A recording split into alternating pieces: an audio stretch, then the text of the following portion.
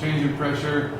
From the problem, you can see that that's going to be a function of the length of the pipe, diameter, the kinematic viscosity. You can use dynamic, doesn't really make a difference. The units will be kind of different during the problem, but it all cancels out to the same thing. The roughness of the pipe, the velocity of the fluid, and the density of the fluid. So that's 7 variables. You count them up. 3 dimensions will give you 4 pi groups.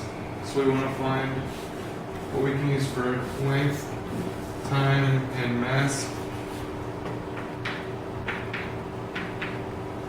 For length, the obvious choice is use d, diameter of the pipe.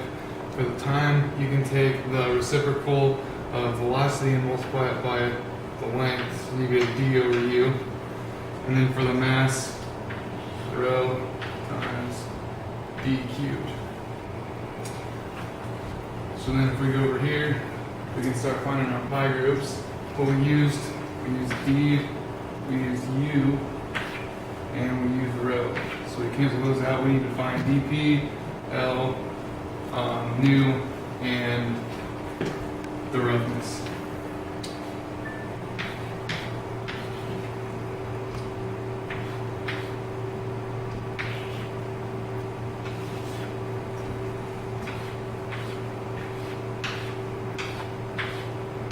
So I'm going to put all the units over here in the first place so that you can see what those are.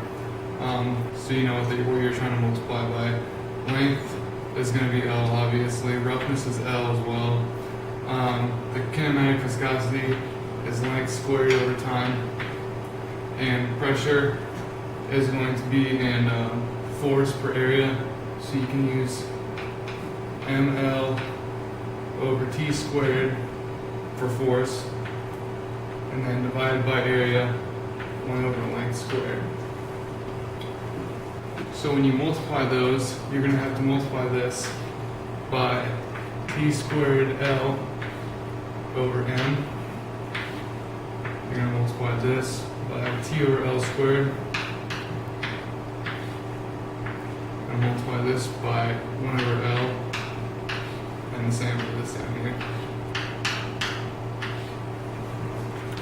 So this turns into, let me get these all set up here.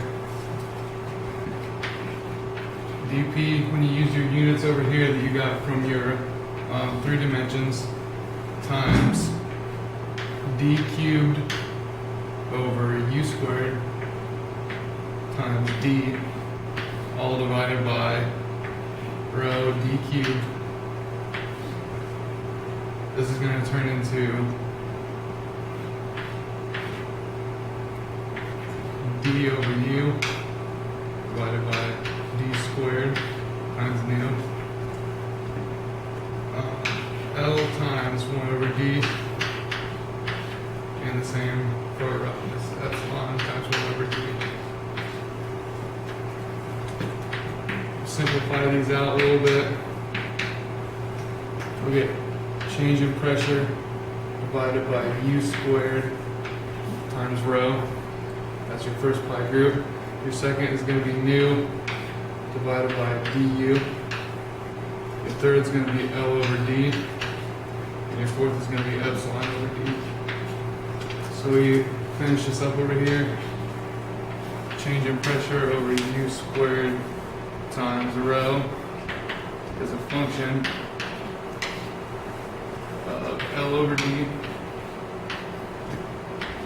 nu over du, and epsilon over d.